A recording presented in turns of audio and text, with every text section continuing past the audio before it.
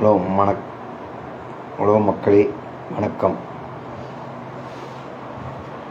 அதாவது நான் இப்போ என்ன பேச வரேன்னா, நம்ம தமிழ்நாட்டில் இப்போது தேர்தல் வருது. இந்த தேர்தலில் எந்த ஆட்சி வந்தால் இந்த தமிழ்நாட்டுக்கு நல்லாயிருக்கும், இப்போ யார் வெற்றி பெற்றால் மக்களுக்கு நல்லது நடக்கும் அப்படிங்கிறது முதல்ல மக்கள் சிந்தித்து செயல்படணும். அதாவது இப்போ இலவசமாக ஒரு பொருள் கொடுக்குறாங்கன்னா அதை வாங்கிக்கிட்டு நம்ம அவங்களுக்கு ஓட்டு போடலாம், இவங்களுக்கு ஓட்டு போடலாம் அப்படிங்கிற எண்ணத்தை முதல்ல மக்கள் மாற்றணும். ஏன்னு கேட்டிங்கன்னா, நம்ம நாட்டுக்கு தேவை ஒரு நல்ல ஆட்சி. அதாவது அந்த நல்ல ஆட்சி எப்படி அமையணும்னா, மக்களுக்காக சேவை செய்கிறவங்க தான் அந்த ஆட்சியில் அமரணும்.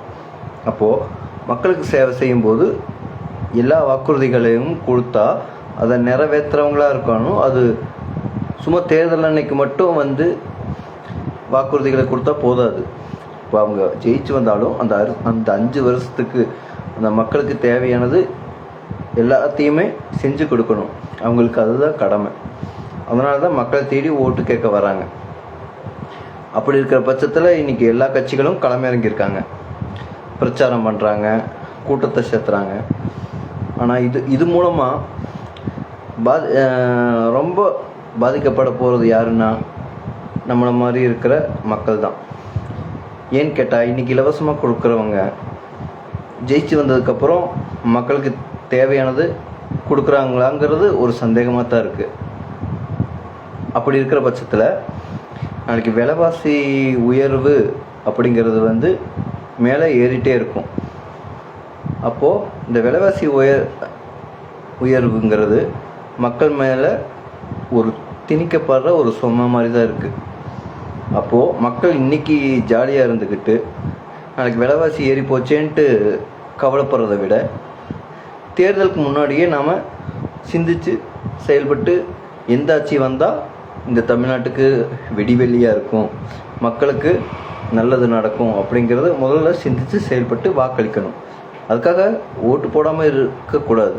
ஏன்னா இந்த நாட்டில் போன ஒவ்வொரு குடிமகனுக்கும் வாக்களிப்பது ஒரு கடமையாக இருக்குது. அப்போது நீங்களாக பார்த்து யார் நல்லது செய்வாங்க அப்படிங்கிறத முதல்ல சிந்தித்து செயல்படணும். அப்போது 4 கட்சிக்கு இப்போது வராங்கன்னா, இலவசமாக நான் இதை பண்ணுறேன், அதை பண்ணுறேன், இதை பண்ணுறேங்கிறது மக்களுடைய மைண்டை மாற்ற பார்க்குறாங்க. அப்படி இல்லாமல் யார் தனக்குன்ட்டு இல்லாமல் மக்களுக்காக சேவை செஞ்சு எல்லாத்துக்கும் நல்லது பண்ண நினைக்கிறாங்களோ அவங்க தான் நம்ம தமிழ்நாட்டுக்கு வரணும். அதுதான் என்னுடைய வேண்டுகோள். இப்போ மக்களான உங்களுக்கு நான் சொல்ல வர வேண்டியது என்ன என்றால், இலவசத்தை எதுக்காக கொடுக்குறாங்க அப்படிங்கிறத மக்கள் யோசிக்கணும். அப்போ இந்த இலவசமாக இன்றைக்கி கொடுக்க வரவங்க நாளைக்கு ஜெயிச்சு வந்ததுக்கப்புறம் இதெல்லாம் நம்மளுக்கு தேவையானதை செய்வாங்களா அப்படிங்கிற ஒரு எண்ணம் உங்களுக்குள்ளே வரணும். அப்படி வர்ற பட்சத்தில் நீங்கள் யோசித்து செயல்பட்டு வாக்களிக்கணும். ஏன்னா இன்றைக்கி தேர்தல் காலகட்டத்தில் எல்லோரும் முகத்தையும் பார்க்கறதுக்கு வருவாங்க. ஆனால் ஒரு தேர்தல் ஜெயிச்சு வந்ததுக்கப்புறம் இவங்க இப்படிதான்ட்டு எல்லாருமே மறந்துடுவாங்க. அதைத்தான் உங்ககிட்ட சொல்ல வர்றேன்.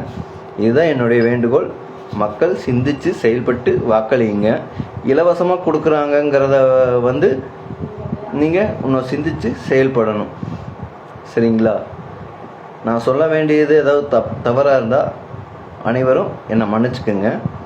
ஏன்னா நான் ஒரு இளைஞனாக இருந்து சொல்ல வர்றேன்.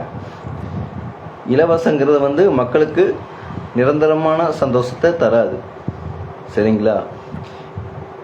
அதனால் இலவசங்கிறத கொஞ்சம் சிந்தித்து செயல்பட்டு தள்ளி வச்சு, யார் வந்தால் இந்த தமிழ்நாட்டுக்கு நல்ல ஆட்சி கிடைக்கும், யார் நிரந்தரமாக மக்களுக்கு நல்லது செய்ய வருவாங்க அப்படிங்கிறது நீங்கள் யோசித்து ஒவ்வொருத்தரும் செயல்பட்டு வாக்களிக்கணும். ஏன்னா வாக்களிப்பது நமது கடமை. வாக்களிக்காமல் இருக்கக்கூடாது. யாரோ ஒருவர் நமக்காக நல்லது செய்ய வருவாங்க அப்படிங்கிறது நம்ம மனசுக்குள்ளே தெரியணும். அப்படி தெரிஞ்சால் தான் ஒரு ஜனநாயகத்துக்கு ஒரு விடிவெள்ளியாக இருக்கும். இந்த தமிழ்நாடும் இருட்டிலிருந்து வெளியே வரும். சரிங்களா? இதை சொல்வதற்காகத்தான் நான் இந்த நேரடி இதில் வந்தேன். பட் சொல்லிட்டேன். நான் தப்பாக ஏதாவது பேசியிருந்தாலோ யார் மனசை புண்படுத்தியிருந்தாலோ என்ன மன்னிச்சிடுங்க. என்ன ஒரு இளைஞனாக இருந்து என்னுடைய கருத்து இதுதான். அனைவருக்கும் நன்றி, வணக்கம்.